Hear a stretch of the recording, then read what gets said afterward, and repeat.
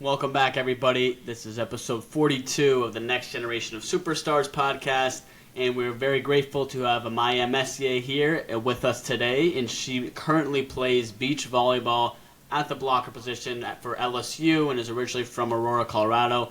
Thank you for being on the show today. Thanks for having me. I'm excited. Absolutely. We're excited to have you and share your story. And so tell us more about how you found your passion and love just for the game of volleyball. Yeah, so I played indoor for a really long time, up until college, actually, and I was kind of playing beach volleyball as a side gig to just kind of round out my skills. So I was playing it alongside indoor for a while, and then as I played it longer, it was actually one of my coaches who pointed out to me, like, you seem happier when you're playing on the beach, and then just kind of took off from there, so. It's incredible. And you talked a little about there, just your coaches. Did you have any specific coaches, from growing up, or mentors, or other people that kind of helped you along the way with really sharpening your craft, for the game? Yeah, I would say there's definitely a couple. Mike Patton is the head coach at the Lab here in Colorado, the beach club that I played for. He definitely helped me kind of realize my passion. He was the one who helped me realize my passion for the sport. And he's always like a call away if I need something. He's just somebody who's always has my back no matter what. And I guess going along with that, he actually introduced me to Jeremy Casebeer, who currently plays on the AVP tour here in America. And he's just such an awesome person and coach. He's such a competitor on the court, but also one of the best people you'll ever meet off the court, so I just really admire that from him. And then somebody I've worked with most recently is Angela Rock. I think she's going to be coaching at Cal Poly this year, but she's just got such a deep knowledge of the game that it makes me want to continue to learn more about it myself. So it's incredible. It's such a growing sport too, and to be able to be passionate about it at the same time is truly awesome. And what about just the rest of your family and friends? How is that, and even fans, and how has that support been as you've really progressed throughout your career? My family's definitely played a large part in, I guess, supporting my career. I mean, we always have to thank our parents for paying for private lessons, practices, like joining teams and all that. But I would say especially the past 2 years, I was at a program that only had one scholarship amongst like 16 girls. So nobody was on a full ride just because of the funding situation there. So I could have went for a full ride to play indoor volleyball, but my mom was like really accepting of the fact that I wanted to play beach volleyball. So she let me chase after that, even if the financial situation was a little unsure. So I can definitely thank my mom for that opportunity. That's awesome. And I know all those lessons and hard work and effort and time, put into it is definitely going to pay off in the long run. Throughout just these past couple of years with NIL being underway, how have you kind of seen, more fan engagement, or even, whether it's online on social media or offline, how do you kind of engage with fans that you've seen support you?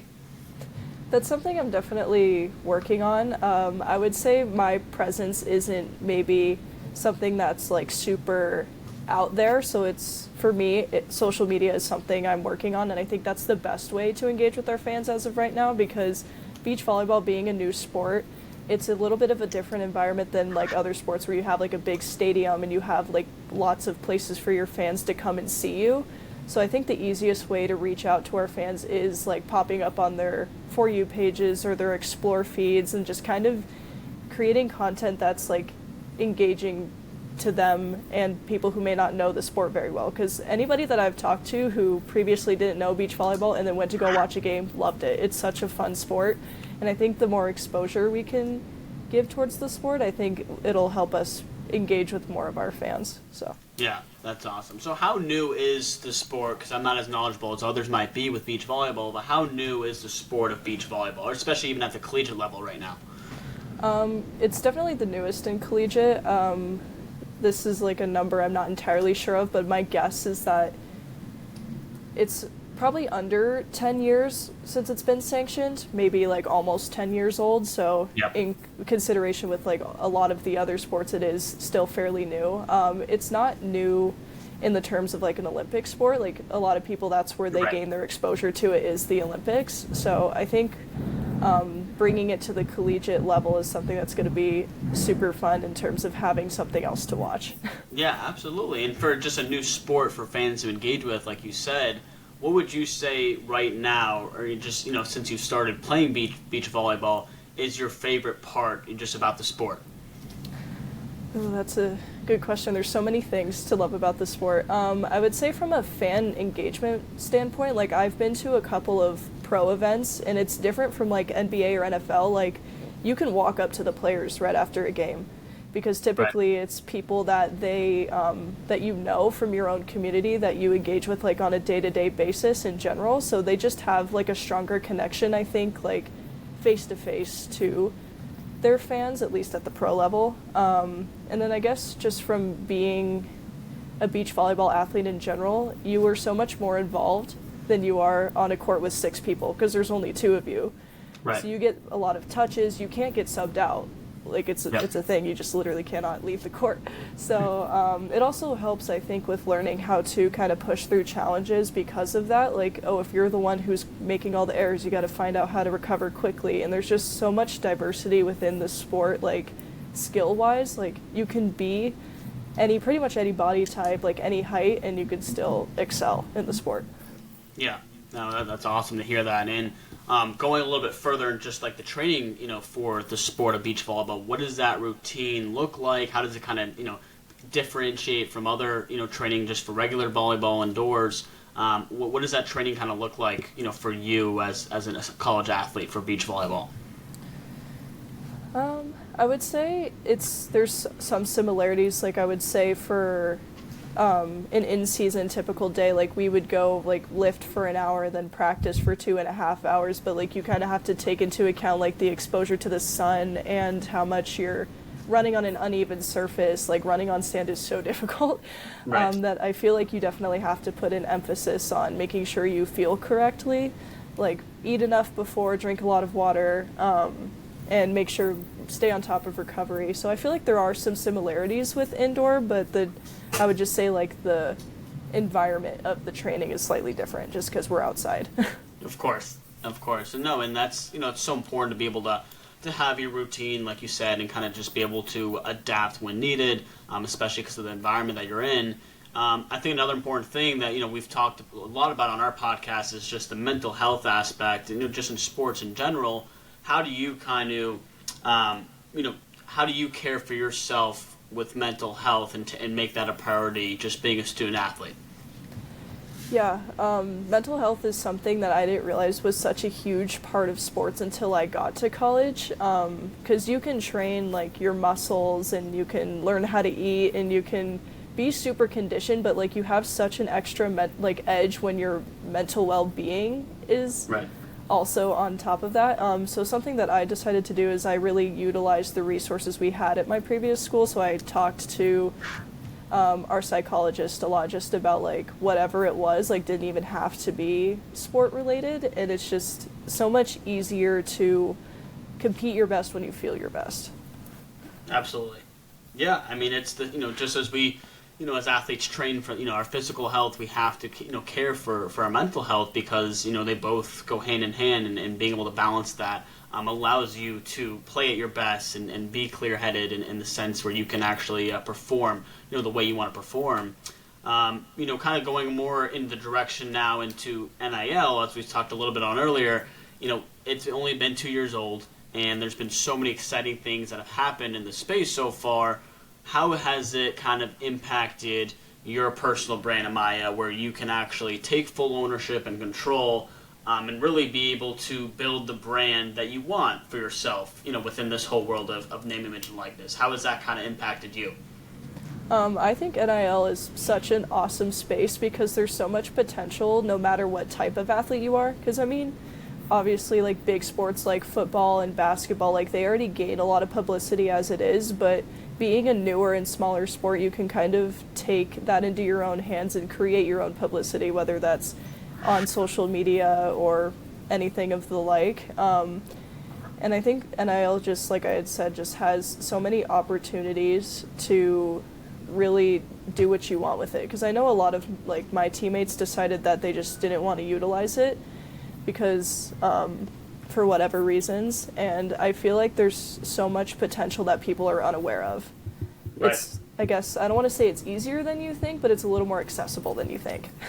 Yeah, no, 100%. I think there's more resources, opportunities, like you said, that are now, appearing in the space that are giving a helping hand and adding value to student athletes' lives, and really, providing more awareness on how you can, if you have no idea what to do, here's a playbook to success. Here's a blueprint of how to capitalize on your NIL, and really go forth with it.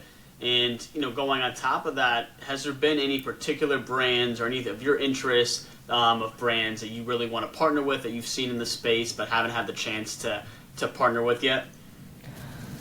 I feel like this is one that probably a lot of people say, but Nike, I've always loved their brand since I was a kid. Literally all I wear is athletic wear, and going along with that, Lululemon is a very popular brand amongst beach volleyball athletes. They just make really awesome quality stuff. I kind of just would love an apparel company in general to to work with them, because like I had said, that's pretty much my entire wardrobe.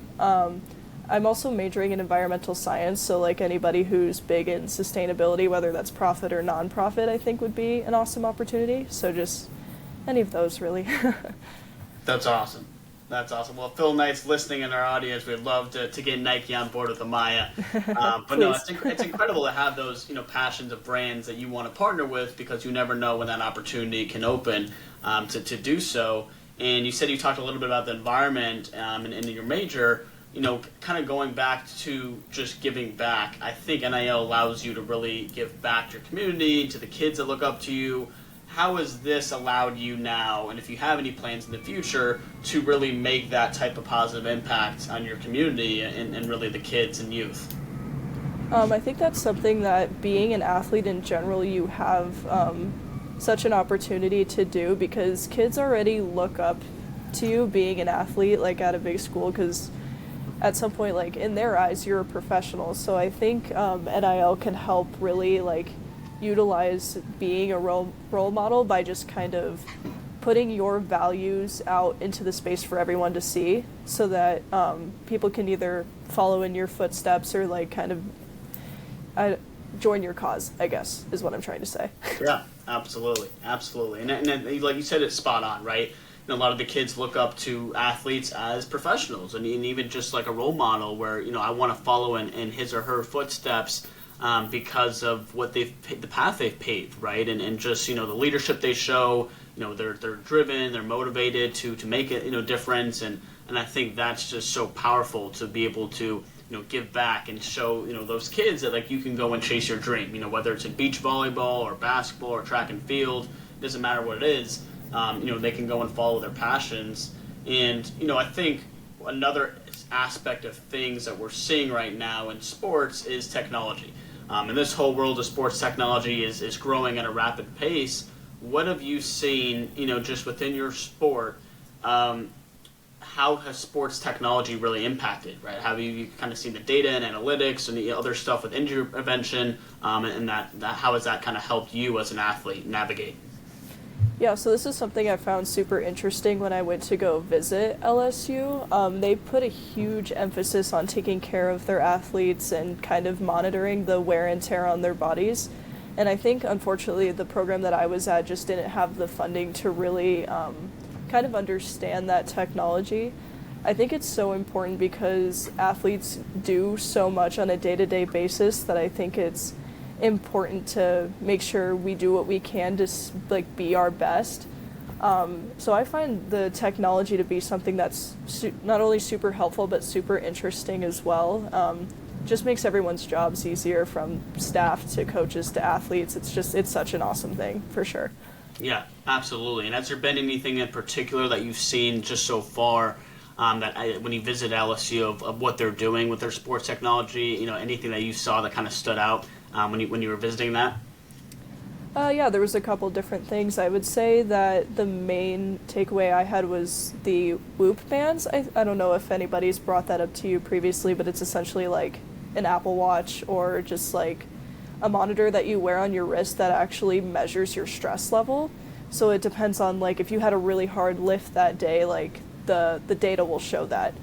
And I think that's just interesting to monitor that, because then you know like how hard to push the next day, or like how much you can get, like the most you can get out of your body. Right. To see that in data is just amazing. And I would say something else that was interesting is that they had a 3D printer in one of their training rooms somewhere that, like, if you were to jam a finger, they could print a brace for you that would fit your hand specifically. Wow.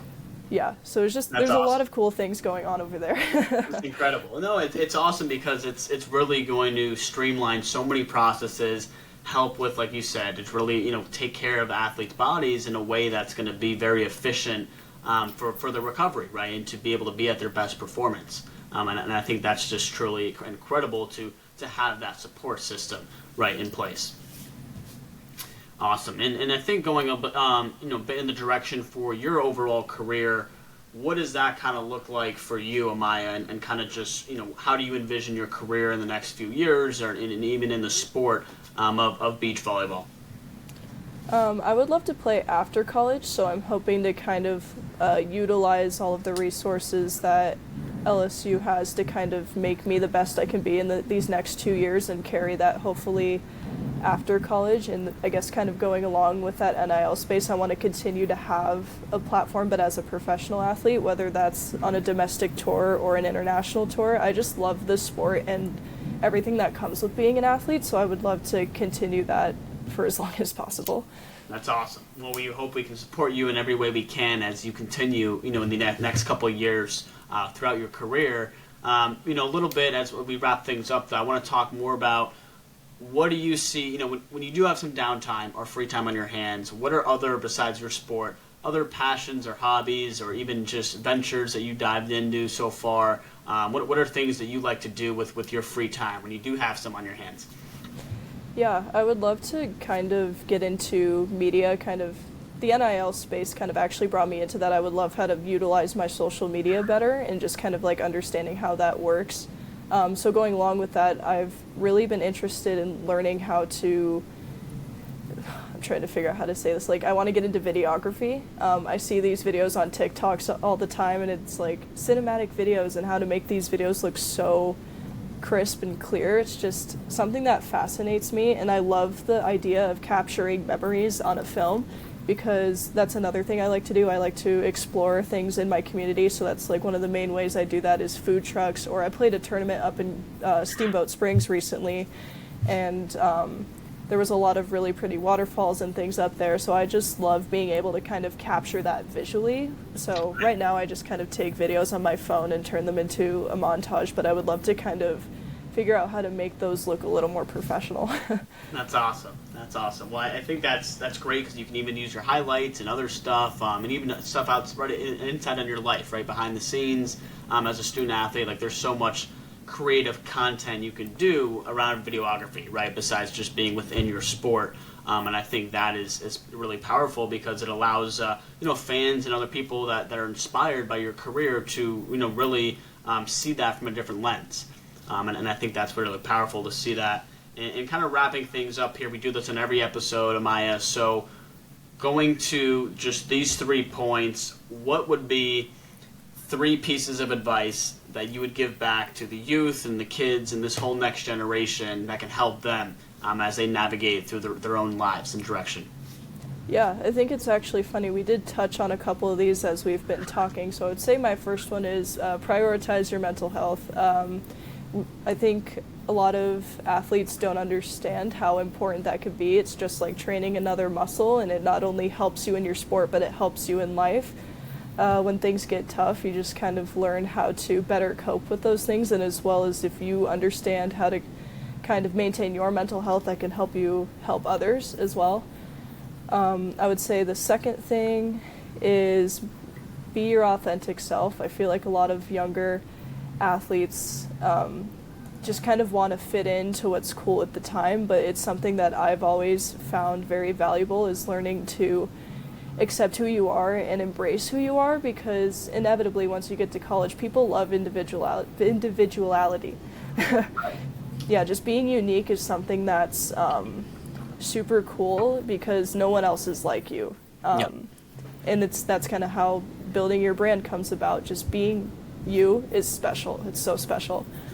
And I guess my last thing would be, don't be afraid to chase your dreams. Clearly anything is possible. Like, I'm playing beach volleyball and I'm from a state that doesn't have a beach. That's very true. Yeah, honestly, I think, so go after anything that you feel would make you happy. No dreams are too big, and if your dreams don't scare you a little bit, they're not big enough. So I love it. And just to recap all that you said, Amaya, you said number one, prioritize your mental health, and we talked a lot in depth in that, and how important that is, for even non-student athletes, right? I think everyone needs to prioritize that mental health. And number two, to always be your authentic self. Don't try to be anyone else, but always try to be who you really are. And number three, you said don't be afraid to chase your dreams. We only have one life to live. I'm very passionate about going after your dreams and vision and aspirations. And you're a living example of that for beach volleyball. And I think that's incredible what you've done so far in your career and continue to do. And so we really appreciate you, Amaya Messier, for being on our show, The Next Generation of Superstars. Everybody in the audience, please give her a follow all over social media. Stay tuned to her upcoming season and for her first digital trading card release coming up on our partner platform, Virtual Stacks. Thank you so much for being on our show, and we look forward to helping you and following you in your journey. thank you. I appreciate it.